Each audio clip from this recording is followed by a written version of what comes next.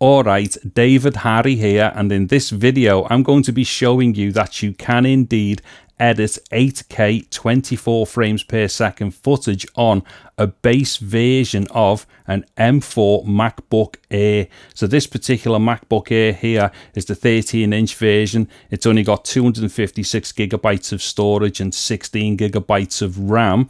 And also on top of that, it is the most underpowered version of any M4 Mac because this only has 8 GPU cores, and indeed it still will edit 8K 24 frames per second footage.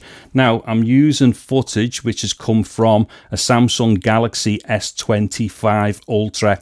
Now it could be argued that the resolution optically probably isn't 8K because it's only a little tiny lens and all that kind of stuff. However, technically and electronically it is 8K, so we are definitely operating at 8K for this particular edit. Now to edit it, I am using DaVinci Resolve Studio. It has to be the Studio version because, well, the Studio version does 8K as far as the timeline and the actual playback is concerned. However, you could edit 8K files within the free version of Resolve, but your timeline will only have a maximum of 4K for the actual editing and playback and stuff.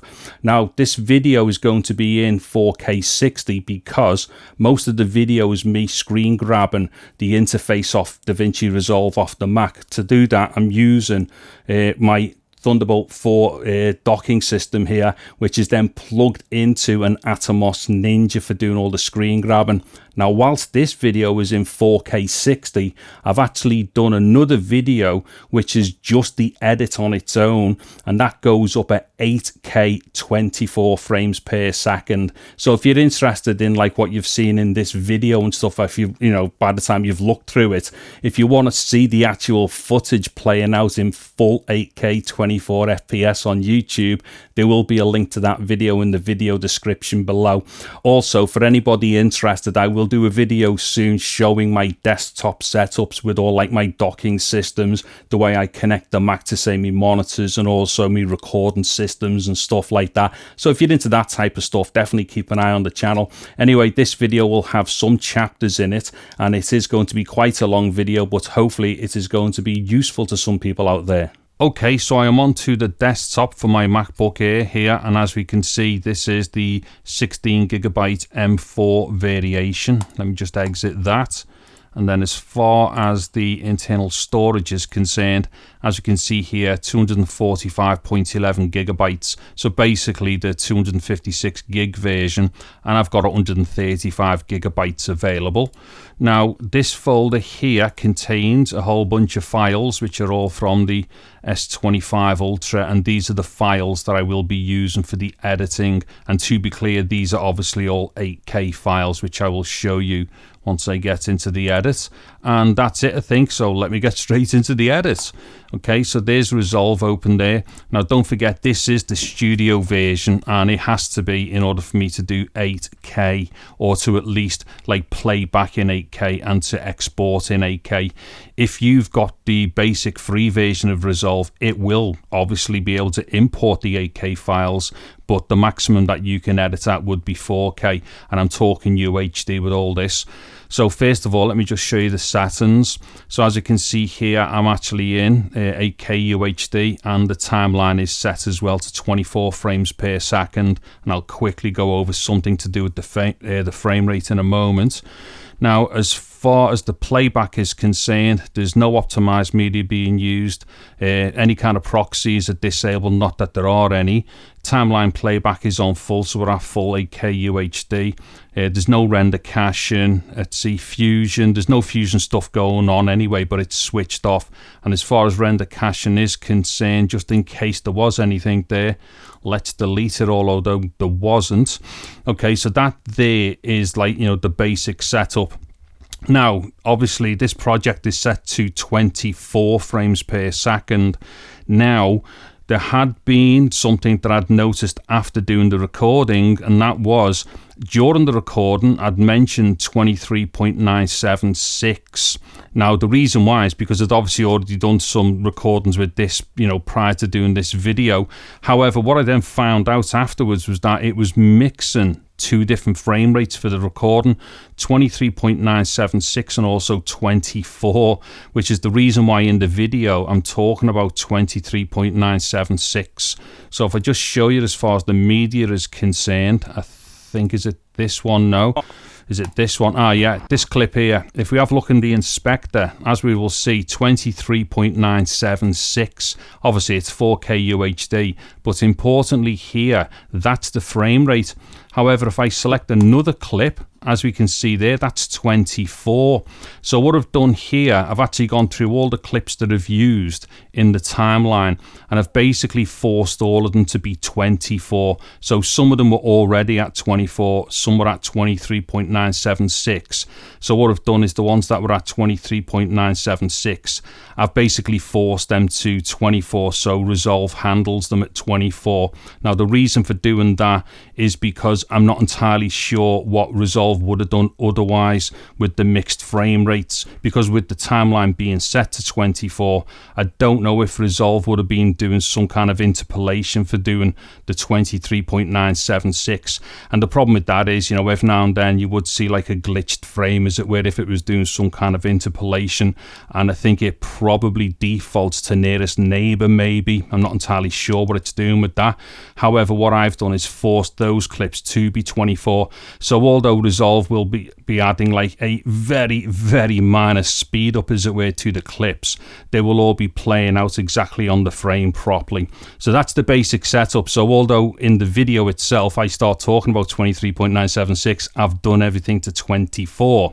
Okay, so with all that said, then let's just give you a quick idea of what the clips are. So this first clip here, as we can see, 24, and it's 8K UHD. Let's see the second clip here. I mean, everything is the same resolution and the same frame rate. So I'll just show you a few of them. So 24, 8K UHD. And then once I get down here, there's a couple of cutaway clips that I'm using. Once again, 24, and it's 8K UHD. So all the media here is 8K UHD. Now what I'm going to do is just show you the timeline playing back here, just with the clips in. And don't forget, this is everything at 8K 24. Now what we need to do is keep an eye up here, and we will see what the buffer's like. So let me just randomly go into bits of the timeline here. The NTSC variant of 24 frames per second. Now what I've done here is to set all the settings to... Okay, so as we could clearly see there, the buffer filled up immediately, so absolutely no issues playing that back. In fact, let me just extend the timeline a bit there. So what I'm going to do, let me just come across to another clip here, and I'll just play this a little bit, and once again we will see what's going on here with the buffer. Camera here, or the phone, or the app, whatever way you want to look at that. And again, due to me being in fully auto, I will be able to go into dark conditions here, like under this tree and stuff, and hopefully the exposure's like... Okay, once again, as we could see there, it was like fully maintaining that buffer. Now what I'm going to do here is play from this clip here into these little few edits here. Now let me just zoom in and show you. With these edits, I've got some dissolves going in and out of them, just so that they gently go in and out of one another. The first one's a hard cut, but the subsequent ones are basically dissolving into each other. So what I'm going to do is just run this, say, from here, and I'll play the first three, and then what we should be looking for here is the buffer once I start hitting these dissolves here, and we will see that this is all really good as well. So yeah, check this out. To set everything manually as far as all this is concerned, and indeed white balance will also be shifting as well. Okay, so what I'm going to do now, just to finish off this little edit exercise, is to just cut away to some other random shots that I've taken here, and these will have a bit more motion in them. So of course we're going to be able to gauge things like temporal resolution. However, you do have to remember that because I am fully automatic here, what's going to happen is that the shot... Okay, now as we could clearly see there, absolutely no problems whatsoever with that edit. And this is actually a proper edit. It doesn't matter, you know, what you might be recording, whether it's some kind of fancy stuff or like a dead sunny beach in, like, you know, I don't know, the coast of California or somewhere where you got great weather. Unfortunately for me, this is the northwest of England, and you know, the weather just isn't that good. But nonetheless, this is, you know, a basic edit of the footage. Now, can we push this a bit further and start applying some effects? Well, as we've already seen here, these dissolves are effects, and it is handling those in real time. So what I'm going to do here is just do something with an adjustment clip over the whole thing. Now, of course, I could go into each individual clip and then apply something to an individual node for them. However, applying something to an adjustment clip over the whole lot of them is going to be the same as just doing that exact same effect across, like, you know, individual clips with individual nodes. So as we can see here, adjustment clip is spread across the entire edit. Now let me just go to the front here. Okay, so what I'm going to do is go into the color section or the effects section, whatever way you want to call this. Now what I'm going to do is just do something basic. So I'm just going to push some extra shadows in, back off a bit of the highlights, and then maybe ease off the saturation a little bit as well. Now as you can see here on my t-shirt, that is actually blown out. Now, in order to deal with that properly, you would have to do that on an individual node level. Although I'm guessing that that is not recoverable whatsoever. But I'm going to use that as the gauge for the highlight reduction. And then I'll just apply, like I say, a bit of shadow and then ease off with the saturation. So what I'm going to do here is just increase the shadows a bit. In fact, let me just go full. No, that's way too much there, I think. Let me just back off. Now the other thing here as well, as I'm raising the shadows, it does obviously have an effect on the color saturation, which is why I'm going to pull back a little bit on that. Anyway, I think, let's see, maybe that's okay for the shadows. What I'm trying to do is just to get a little bit of these darker areas back in. In fact, let me just bypass that. Okay, so as you can see there, I'm definitely getting some more detail back into the shadows there, which does look okay. Now, as far as the highlights are concerned, even if I drop that fully right down, as we can see, I'm totally blown out here. So I'm definitely not going to be able to recover that. However, what I'm going to do is to just back off slightly, I think, with it. And that might help certain other things further, you know, into the other clips. Okay, like I say, it's not really going to help to recover anything here, but it might help to tone it down a little bit. And because obviously I've boosted a couple of things there, as in the shadows, I'm just going to whiz off the saturation a little bit. Let me just go fully off there so you can see what it looks like. Now what I'm going to do is bring that back up to where it should have been, which is what, 50, and then come back a little bit. What it is, I don't like too much like saturation personally, so I tend to go like quite low as far as the saturation is concerned, but I'm trying to be as conservative as I can here because my personal taste is probably not going to be to the liking of other people. Anyway, as far as I'm concerned, you know, I've pushed and pulled that a little bit, and hopefully it has helped the picture. So let me just switch that off and on. Okay, so that's where we were at, and then now, you know, I've got a bit more detail back in the picture as far as, like, you know, the shadows are concerned. I've reduced highlights a little bit, although maybe it's not going to help that blown out section. And then as far as saturation is concerned, that's pulled off a little bit. Okay, so now let me just go back to the timeline. So of course, everything that I've done there to that adjustment clip or adjustment layer is going to apply to everything underneath it. So this is going to be to the entire edit, as it were. So what I'm going to do now is let's just see if it's able to play this back in real time. So once again, keep an eye on the buffer up here, and we'll see what happens. Okay, so I'm going to do a little bit of walking and talking for this example, or in other words, vlogging. Okay, so as we could see there, absolutely no problems whatsoever. Now, the only thing is the way that I'm capturing this, sometimes it might look a bit weird as far as the temporal resolution is concerned to do with what we're previewing, because obviously the clips themselves are at 24, but I'm recording at 60. But like I've already said, there will be a separate video which is all at 24 in 8K of the exact edit, so you can, like, you know, get to have a look at that after you've seen this video if you're interested. Anyway, that was fine up to there. Let me just randomly jump somewhere else. And as you can see here, actually, there's a lot of shadow in there. In fact, if I just bypass the effect, as you can see, that's what it was like, and that's really crushed, as it were, into the shadow. So applying, you know, the extra little bit of lift there even helps these bits which were really heavy. So let's have a quick look here. And again, due to me being in fully auto, I will be... Right, I've just noticed some little drop frames going on there. You may also have seen that.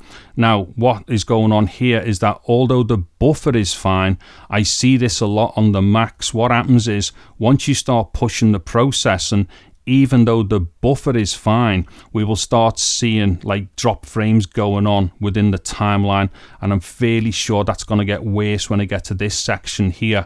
Now, I'm not entirely sure why that happens. That might just be something to do with the overlay system within the inside the Apple Silicon Macs, because as we can see, the buffer is definitely being maintained, but I think this issue is just strictly to do with how the Mac deals with its video overlay on the UI on screen here. But what I will do is try something else in a second just to try and get around that. Now what I'm going to do is just come a bit further down into the edit here. So I'm going to let this run into the first, like say 2 or 3 edits here which have got the dissolves in, and let's see how it handles that. Once again, keep an eye on the buffer up here as it's doing it. And stuff, I just would not be able to set everything manually as far as all this is concerned, and indeed white balance will also be shifting as well. Okay, so what I'm going to do now, just to finish off this little edit exercise, is to just cut away to some other random shots that I've taken here, and these will have a bit more motion in them, so of course we're going to be able to gauge things like temporal resolution. However, you do have to remember... Okay, so once again, there was actually drop frames going on on the screen here, although the buffer was actually full. So like I say, the actual process that's going on is actually being able to be done in real time, but I just think there are issues with all Apple Silicon Macs once you get to a certain point as far as the video overlay is concerned. Now, there is a way that we can probably get around that, and that is if I go to playback, and then if I drop the timeline playback resolution to 1/4, which effectively is going to be given as a 1080 like playback at the moment. Let me just try that again. I've already explained, because I'm literally doing, you know, long walks and stuff, I just would not be able to set everything manually as far as all this is concerned, and indeed white balance will also be shifting as well. Okay, so what I'm going to do now, just to finish off this little edit exercise, is to just cut away to some other random shots that I've taken here, and these will have a bit more... Okay, so that definitely helped the actual overlay playback properly there, and of course obviously the buffer was still definitely full. Now what I'm going to do here, just to round off this part here, is let's just see what it's going to be like as far as it being responsive within the timeline. So let me just put my timeline resolution or playback resolution back to full. So I'm going to come down here first. So these are the basic, you know, raw files, should we call it, or the unedited or the uncolored files. So I'm just going to give this a little bit of a mess about here as far as like scrubbing is concerned. Actually, that feels super responsive. You can probably see that as I'm doing it. Okay, that's actually a really big surprise for me. What you have to remember here, if you just have a quick look, this is H.265. So what it is, this is actually an interframe codec. So it's not something like ProRes, which is intraframe, which is all iframe for want of a better description. This has obviously got like temporal redundancy and stuff using like IMB and P frames. And usually you would have a terrible time scrubbing through these. Now don't get me wrong, something like ProRes or any other good intraframe codec would scrub better, but that is really responsive. I'm very, very surprised at how good that is. Now this is going to get a bit more complicated down here due to the dissolves, not resolves. That's the name of the program. Right, just give us a sec. Yeah, that's getting a bit sluggish there. However, if I just do minor movements, yeah. Right, what it is, that definitely is a little bit getting a bit sluggish there. But the reason for that is obviously it's now having to do a ton of things during that fast scrubbing. However, that definitely isn't going to be something that would stop you from editing. So that's actually not that bad. Now, what happens when I do it, when we've got the effects, the adjustment layer on for the effects? So, actually, right there, let me just switch it off a sec. Okay, that's great. Let me just switch on the adjustment layer. Ah, right.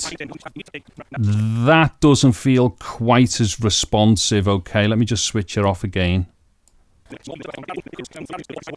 And we'll just switch it back on. Yeah, it's not quite as responsive, but it's still like responsive enough to do like some decent editing. And then if I come down here, again, that's fine. Now if I just do some JKL movements here. To finish off this little edit exercise.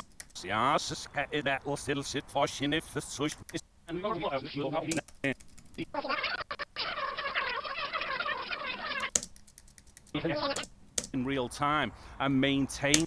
Okay, so yeah, you know, that's all doable, but you have to remember here that this is 8K that we're dealing with, but you know, that is definitely doable as far as I'm concerned. Now, I don't think there's really much else to show you here within the timeline. I think I've covered enough here so that you can definitely make up your own mind as to whether or not you think this is good or not. So what I'm going to do now is just set up for an export for this edit here. So let me just do a bit of I/O here. So I'll go there, and how long's this? So this is 4 minutes 36 seconds. So let me just go over to the Rocket tab. Right, so what I'm going to do here, I'm going to use H.265. I'm going to put this to let's see, the desktop. Now, to be clear, as you know, as well, what I'm doing here is reading the media and exporting it back to the internal storage. So although the internal storage on the 256 gigabyte variations at the max isn't particularly great, which is something that I've covered in a number of other videos, showing what they what these SSDs truly are like when they're under heavy stress. I'm doing this just because there's some people out there who may just want to do simple edits using the internal storage and not have to use external SSDs. So that's exactly what I'm going to do right now. Okay, so that's H.265. Let's see, the audio I'm just going to leave as AAC at 320. It really won't give us any great benefit to do anything like higher than that. It's only basic dialogue that's going on. So QuickTime H.265. Now what I'm going to do here, I've already tried this previously in Resolve by letting it do automatic bit rates for 8K, and to be honest, it seems to go a bit too low, and we do get like compression artifacts being noticed and stuff. So what I'm going to do here is I'm going to give this a healthy 200,000 kilobytes a second. Let's just put 200,000 there, not 2 million or something, because that's going to be ridiculous. And then what I'm going to do is switch off optimize for speed. I won't bother doing 2 passes, because whatever timing we see when I do this export, it would just be twice as long with the 2 pass. What it is, the 2 pass using the Apple encoders, the first pass and the second pass are essentially exactly the same length. So if you just want to know what this would have been like as a 2 pass, just times it by 2, whatever the result is. Now I'm going to leave this in main 10. Now, although YouTube is going to recompress all this to 8-bit anyway, wherever possible, and depending upon what the source footage is, I will always export out at 10-bit anyway, only in case I have to re-import those clips into something else and maybe add them to another edit or re-edit and stuff like that. Now if I were going just straight to YouTube and I wasn't bothered about going ever back to the clips, going straight to 8-bit would be fine. So if we just went straight to main, that would be fine, and I can guarantee you there's absolutely no visual difference as long as you've used a decent bit rate between main, which is 8-bit, and main 10, which is 10-bit, and that's regardless of your source, whether that was 8-bit, 10-bit, or 420 or 422. What happens is YouTube is the leveler here, and it would just put everything as far as SDR content is concerned. It'll do all that to 8-bit 420 anyways. However, like I've just said, I'll go main 10 only because that would be my normal workflow in case I wanted to redo something or re-edit some of the footage into something else. Okay, so I think I've got everything correct there, and I will just call this test 1. Okay, just quick double check, make sure everything's all good. All right. Oh yeah, one last thing here as well. What you may want to consider as well for your exporting, and I might actually do a separate video on this just because it'll be dead quick for people to see. If we go to audio normalization here, I'm going to switch it on, and then within the standard here, I'm going to scroll down and select YouTube. So what's going to happen here is this is going to automatically do an average normalization so that it's minus 14 LUFS. So basically what this allows you to do is to say mix quite loud if you want to within the timeline, and then get the export to, like, you know, conform it as it were to the YouTube standard for minus 14 LUFS. So that's something that might be useful to people. I'm just doing this anyway, not that I necessarily need it for this export, because this is not going to be the export that you see in the separate video, but that's just something to show people because it might be useful to them. Okay, so I think that audio's fine. Once through here, QuickTime H.265, 200,000 kilobytes per second, blah blah blah. That's all good. Right, let me get over to here now. I'm going to start hitting render. Now don't forget, what was this, about 4 minutes 30 seconds, something like that. Now this first pass is going to be super fast, but that's only because this is the audio analysis pass, and then it's going to like slow right down to a crawl. Let's see. Oh, actually, I say to a crawl, that's like, okay, that's very surprising. That's averaging there, say 17 frames per second. Now consider that the timeline and the media is 24. It's dropped down to 15 there. The timeline and the media is 24 frames per second, and we're at 8K, and this is the most basic M4 Mac that you can buy. And look at that, that's actually really impressive.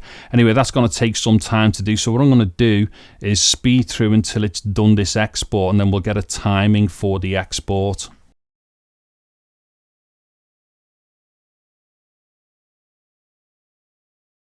Okay, so that export took 7 minutes and 9 seconds, and don't forget the timeline was 4 minutes and 32 seconds, something like that, or 36, 4 minutes 36 seconds. So that was obviously, you know, having like, you know, bits of like color processing, should we say, and stuff added and dissolves and stuff like that. That to me is really fast for 8K on, like I say, the most basic M4 like computer that you can get. Now just quickly, I don't know if I explained before, I switched off optimize for speed. Now it would actually go faster with optimize for speed on, and usually I would have it switched off and do a 2-pass, so that would take twice as long as what we've just seen with optimize for speed switched off and 2-pass switched on. Also, there doesn't ever seem to be any variation between the level and standard for the encode profile either, so it would be the exact same speeds no matter what you chose there or what you were to choose there. And also, I don't know if before did I say kilobytes per second? That's wrong, it's kilobits per second. Obviously there's like, you know, 8 bits to a byte, and this is definitely a measurement for bits here. Okay, so with that all said and done, I think that was super quick. So what I'm going to do here is let me just jump to the timeline, and there's the clip there. Now just out of interest, let's just see how big the file is. Okay, so that's 6.8 gigabytes, which isn't actually that big, to be honest, you know, for a 4-minute 30-second clip at 8K 24 frames per second. Now let's just have a quick look here. I'm going to play it back, but don't forget, you know, I'm playing this back on a UI and then YouTube's compressing it and stuff, but don't forget this particular edit will be available as a separate full 8K 24 frames per second upload as well to go and look at. But just for the sake of this video, let's have a quick look.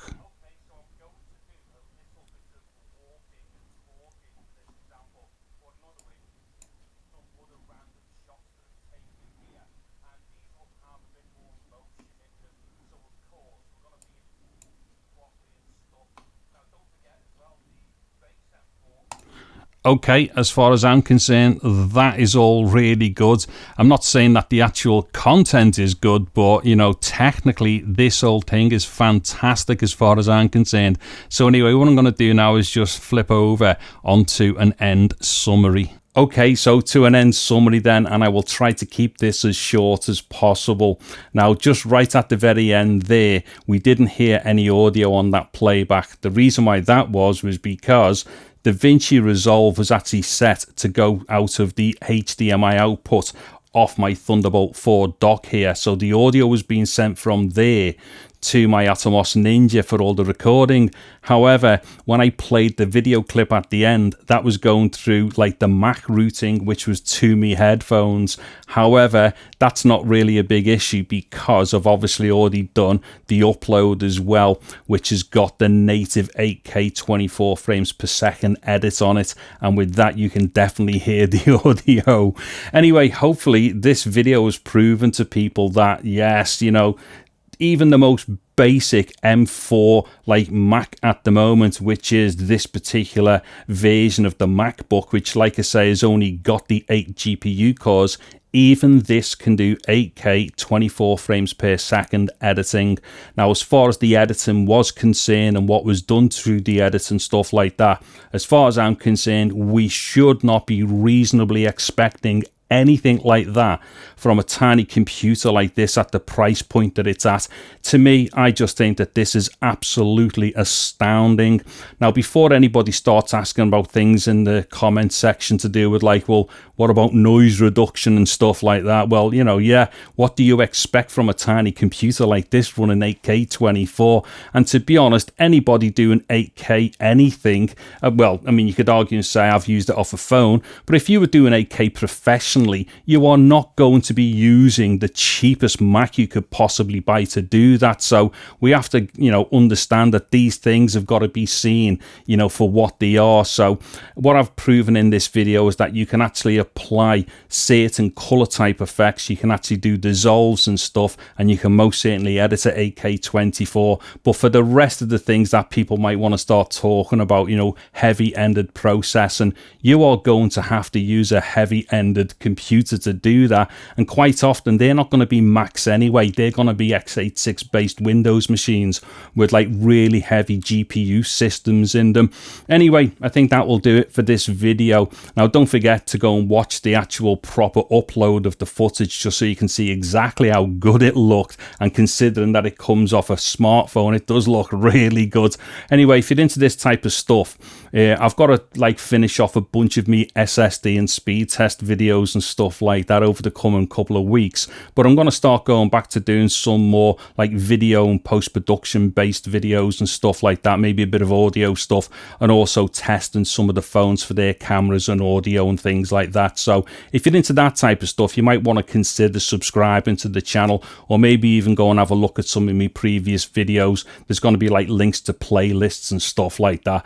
Anyway, I've spoken well enough in this video, so I'm going to have to get off. But don't forget, there's going to be a couple of videos to do with my setups whereby I use like, you know, Thunderbolt docking systems and like Thunderbolt 4, Thunderbolt 5 SSDs, and do like, you know, a really good extensive like, you know, external setup for like my MacBooks and also my little tiny Mac Mini as well, which is the M4 version. Anyway, that'll definitely do for this video. If you've liked it, please do give it a thumbs up. A sub to the channel would be absolutely awesome.